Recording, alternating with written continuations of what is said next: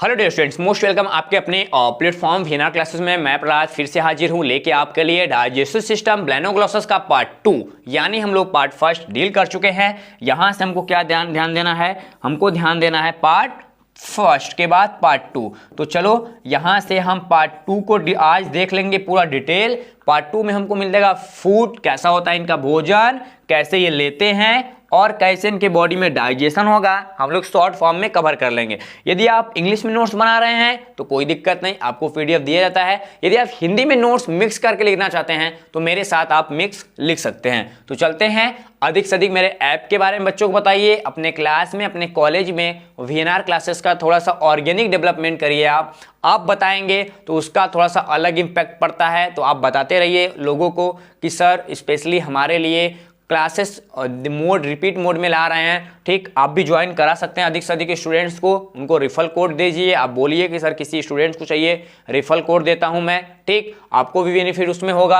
आगे बात करते हैं फूड की, फीडिंग की एंड डाइजेशन की। पार्ट 2 को डेवलप कर रहे हैं हम आज। देखेंगे जो ब्लेनोग्लोसस होता है, ठीक, ये कैसा होता है, सिलियरी फीडर होता है। कैसा होता है, सिलियरी फीडर का मतलब होता है कि ये सिलिया द्वारा भोजन को रिसीव कराता है। तो एक लाइन तो पहले यहां से एक इंपॉर्टेंट लग गया कि हमारे जो ब्लेनोग्लोसस है वो सिलियरी फीडर करता है। पहले तो एक मल्टीपल चॉइस का भी आएगा कि ब्लेनोग्लोसस जो है या सिलियरी ऑफ फीडर करने वाले ऑर्गेन का नाम बताइए, तब भी ब्लेनोग्लोसस हो जाएगा। ठीक, और जो बात करते हैं फूड के यहाँ पे कंपोजिशन, क्योंकि हमारे पास जो फूड होता है उसका कंपोजिशन क्या होगा, तो भैया ये माइक्रोस्कोपिक बोलता है। क्या है, माइक्रोस्कोपिक जो ऑर्गेनिज्म होते हैं, यानी सूक्ष्मदर्शी जो जीव होते हैं, छोटे छोटे ऑर्गेनिज्म होते हैं, उनको ग्रहण करता है। एंड वो क्या करता है, वाटर एंड जो हमारे बॉटम साइड्स होते हैं, यानी water and bottom side sand के बालू के निचले हिस्से और वाटर में प्रेजेंट जितने भी ऑर्गेनिक पार्टिकल्स होते हैं उनको भी क्या करता है, स्पेशली जब वो बिल बना रहा होता है। क्या इसको बोलते हैं, ब्राउन, मतलब स्पेशली क्या बोलेंगे इसको, ये जब बिल बना रहा होगा तो बिल बनाते समय स्पेशल वाटर और तलहटी में, समुद्र के तलहटी यानी बालू, इसको सैंड मतलब हम बालू बोल सकते हैं। क्या हम बालू के तलहटी में देखें तो वहां पे जितने भी ऑर्गेनिक पार्टिकल्स होते हैं वो उसको भी ग्रहण कर लेगा। यानी नॉर्मल वाटर से क्या करेगा, माइक्रोस्कोपिक ऑर्गेनिज्म को खा लेगा। एंड जब वो बिल बना रहा होगा उस समय उसको ऑर्गेनिक पार्टिकल्स भी मिल सकते हैं। कहां पे, यहां पे बॉटम सैंड के बेसिस पे। ठीक, आगे बोलता है यहाँ पे लेटरल सिलिया लाइनिंग होती है। क्या, लेटरल लाइनिंग होगी सिलिया की, जो गिल स्लिट को बनाती है, सेटअप करती है। और current of water which इंटर्स through of mouth, मतलब लेटरल सिलिया होगा जो गिल स्लिट के ठीक साथ पाया जाएगा। और उसके साथ साथ ये जो करंट ऑफ वाटर होता है, वाटर की जो धाराएं होती हैं वो डायरेक्टली इंटर करती हैं कहां पे, माउथ में। ठीक, तो भैया सिलिया द्वारा पहले लेटरल सिलिया पाया जाएगा, वो डायरेक्टली क्या करेगा, वहां से जो वाटर करंट होगा वो माउथ की तरफ आगे बढ़ेगा। अब जब माउथ की तरफ आगे बढ़ेगा, इस केसेस में क्या होता है, पूरा जो मटेरियल होगा वो बकल कैविटी में चला जाएगा। कहां पे, बकल कैविटी में। बकल कैविटी से स्पेशली फेरिंग्स की तरफ बढ़ेगा और यहां पे गिल स्लिट्स हो गए एंड ब्रेंचियल सेक पाया जाएगा। एंड वहां पे थ्रू द हमारे पास गिल स्पोर भी प्रेजेंट होंगे। पूरे माउथ सेक्शंस की बात कर रहा है। पिछले वीडियो में हमने बता रखा था सबके पोजीशंस के बारे में कि बकल कैविटी की पोजीशन कहां होगी और फेरिंग्स की पोजीशन कहां होगी, गिल स्लिट की पोजीशन कहां होगी, ब्रेंचियल सेक का पोजीशन कहां होगा और गिल स्पोर का पोजीशन कहां होता है। पिछला वीडियो आप सही तरीके से देखे होंगे तो आपको वहां पे पोजीशंस का पता लगा होगा। ठीक, आगे बात करते हैं। यहां पे कहता है, यहां पे this is the end respiratory come food current. हमारे पास क्या, रिस्पायरेटरी कम फूड करंट जो होता है वो पूरा फेरिंग्स के अंदर देखने को मिलता है। बोलता है same food particles directly inter, मतलब जो हमारे पास फूड पार्टिकल्स होते हैं वो डायरेक्टली इंटर करते हैं कहां पे, माउथ में, विथ द करंट, यानी जो करंट वहां पे, यानी वाटर जो करंट होता है, पानी की जो धाराएं होती हैं उसके द्वारा पूरे पार्टिकल्स होते हैं, जो फूड पार्टिकल्स होते हैं वो डायरेक्टली हमारे माउथ में क्या करते हैं, इंटर कर जाते हैं सिलियरी द्वारा, यानी सिलिया के प्रेजेंटेशंस में। आगे बोलते हैं और कनेक्ट हो जाता है। ये स्पेशली किससे कनेक्टेड होते हैं, हमारे प्रोबोसिस से। प्रोबोसिस यानी सुंड की बात कर रहा, ऊपर की ओर कनेक्टेड होते हैं और यहाँ पे देखा जाता है कि वहां पे वो म्यूकस से, यानी इनके जो गट होता है, क्या इनका जो गट होता है, यानी गेट की बात कर रहे हैं, गेट स्पेशली म्यूकस से कहीं ना कहीं जो सुंड होते हैं, सुंड के संपर्क में जब आते हैं, ऊपर स्पेशली म्यूकस लगा होता है जिससे वो कवर हो जाते हैं या म्यूकस में वो फंस जाते हैं। अब भैया म्यूकस वर्ड आ गया, म्यूकस का मतलब चिपचिपा पदार्थ आ गया।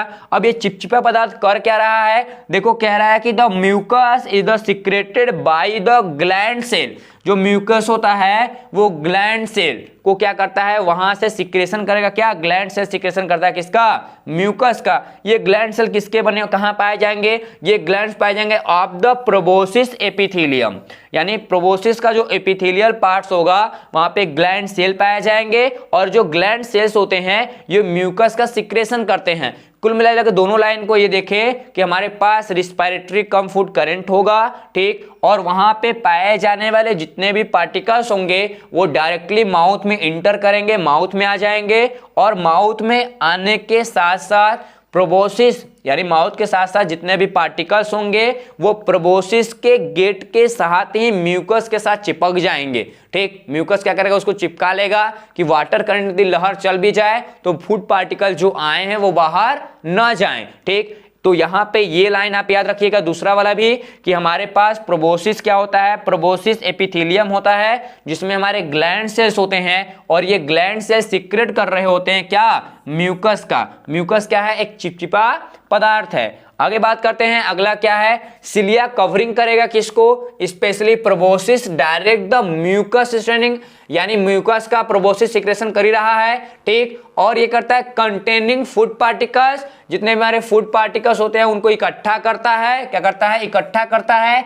इकट्ठा करने के बाद आगे की ओर जो प्री ओरल, क्या प्री ओरल सिलरी ऑर्गन्स होते हैं उनको भेज दिया जाता है, जो कहां होता है, at the base of the proboscis, यानी प्रोबोसिस का जो आधारीय भाग है जिसको हम लोग क्या बोलते हैं, प्री ओरल सिलरी ऑर्गन बोलते हैं। इसके द्वारा आगे की ओर पूरा पूरा जो मटेरियल है म्यूकस के साथ आगे की ओर भेज दिया जाएगा। ठीक, अब तो आगे की ओर भेज दिए।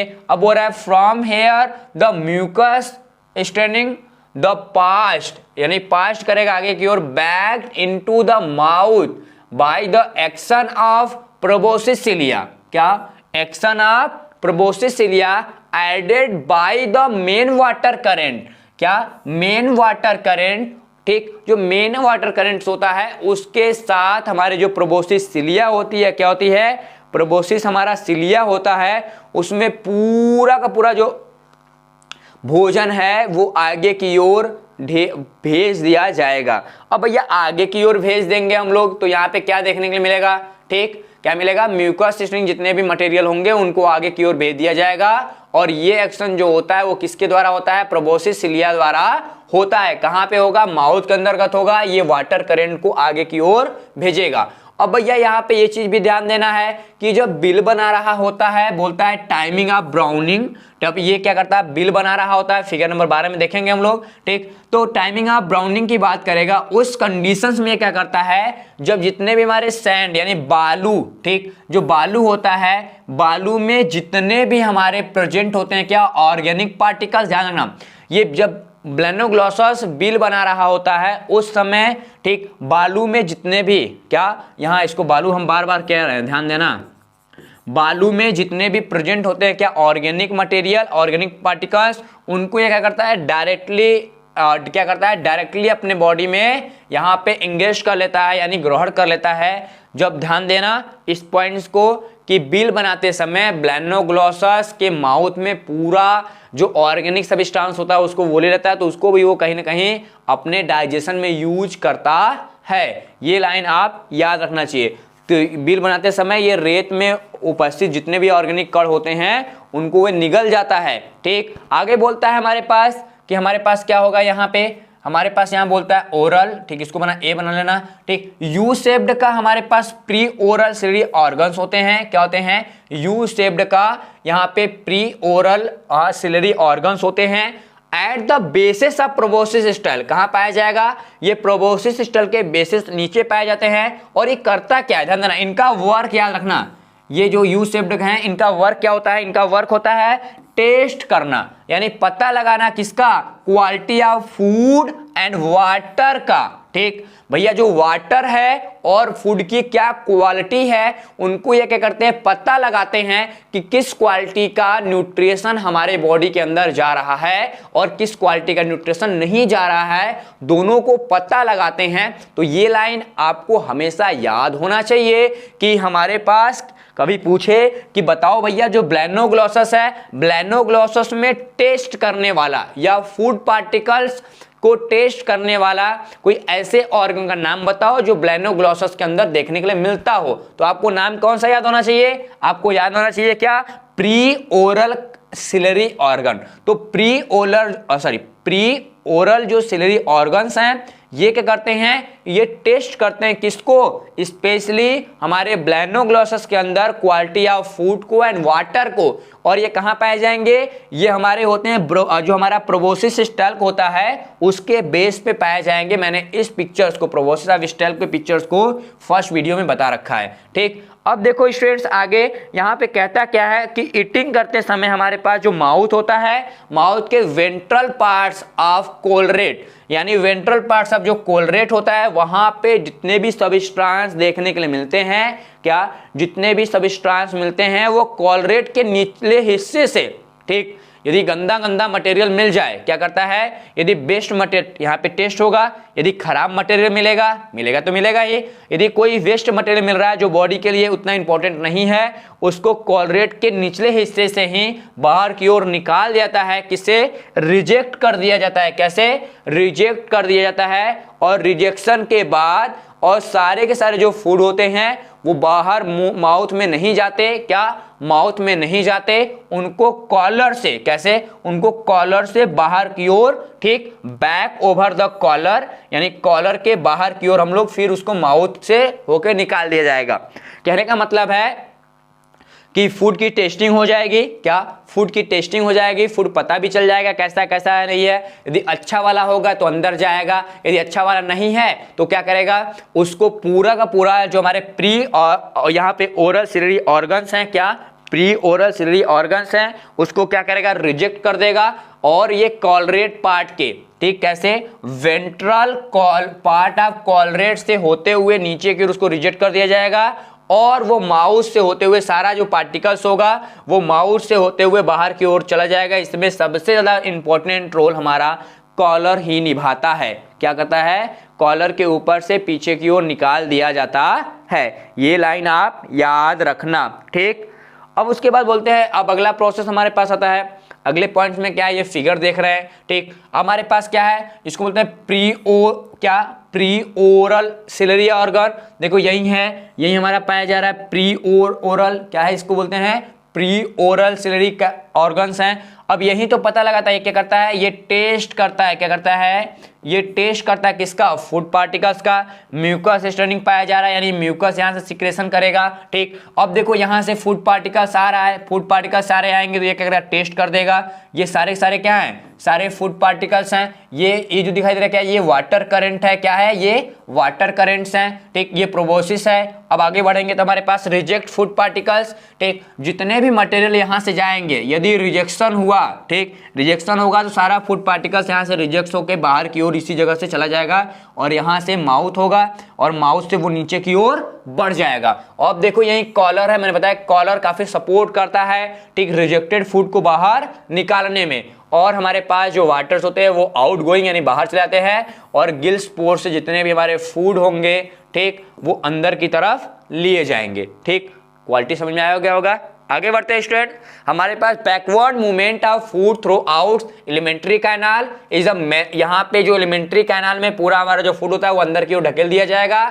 और यहाँ पे हमारे का जो यहाँ सिलिया लाइनिंग वॉल्स होती है, ठीक, उसके द्वारा, ठीक, क्या, सिलिया, ये देख रहे हो ना, इसमें क्या होता है, इसमें सारे सारे सिलिया पाए जाएंगे, उसके द्वारा भोजन अंदर की ओर ढकेल दिया जाएगा।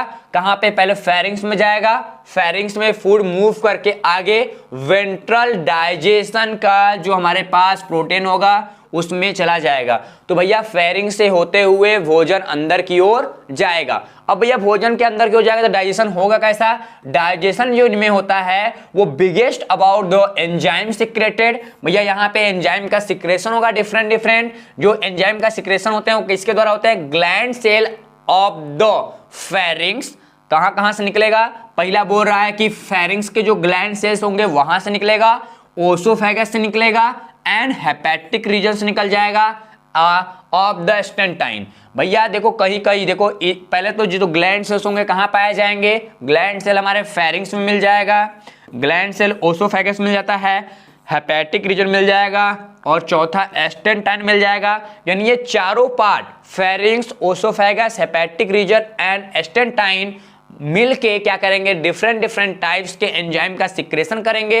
ये एंजाइम उसको डाइजेशन कराने में हेल्प करते हैं। ठीक, आगे देखो जब हेल्प हो जाएगा तो स्पेशली क्या होगा यहाँ पे, exit pass of digestion in the Balanoglossus is not substance. यानी हम लोग कहे तो आज तक ब्लैनोग्लॉसस का जो एग्जिस्ट पार्ट है वो उसका सही तरीके से पता नहीं लग पाया है कि भैया कहाँ कौन पाया जाएगा। यानी इसमें टट्टी उट्टी करने का जो प्रोसेस है वो क्या होगा, ये शौचालय कैसे करता है, इसके बारे में कोई क्रिया भी नहीं बताई गई है। लेकिन ये चीज़ ध्यान देना स्पेशली कि यहाँ पे जो स्टैंड है एंड स्लिट की बात कर रहा है, वो सारा मटेरियल होता है वो पास आउट होता है कहाँ से, एनस द्वारा होता है, जिसको बोलते हैं, ठीक, इसको हम लोग क्या बोलते हैं, कास्टिक के रूप में बाहर की ओर निकाल जाते हैं। ठीक, रेत और जो गांध होता है उसको बाहर की ओर हम लोग स्पेशल कास्टिंग्स के वजह से, कास्टिंग के साथ हम लोग बाहर की ओर क्या करेंगे, निकाल देंगे। ठीक, आपका ये प्रोसेस कंप्लीट हुआ, हम लोगों ने डाइजेशन कंप्लीट कर लिया दोनों प्रोसेस को। अब हमारे पास बचा है ब्लड वैस्कुलर सिस्टम बचा होगा आपके पास और रिस्पायरेटरी सिस्टम बचा होगा। 3 सिस्टम ब्लैनोग्लॉसस में और पढ़ने हैं। क्या 3 सिस्टम ब्लैनोग्लॉसस में और पढ़ने हैं? तीनों सिस्टम को जब हम पढ़ लेंगे तो हमारे पास पूरा ब्लैनोग्लॉसस सीरीज खत्म हो जाएगा, यानी हम लोग हेमिकॉर्डेट्स को पढ़ लेंगे। तो हेमिकॉर्डेट्स खत्म होने के बाद हम चलेंगे स्पेशली हमारे पास यूरेकॉर्डेट्स है उसके पार्ट्स। तो मिलते हैं नए वाले क्लास में लेके आपके लिए रिस्पायरेटरी सिस्टम ऑफ ब्लैनोग्लॉसस। तब तक के लिए आप सभी को take care, bye bye and Jai Hind.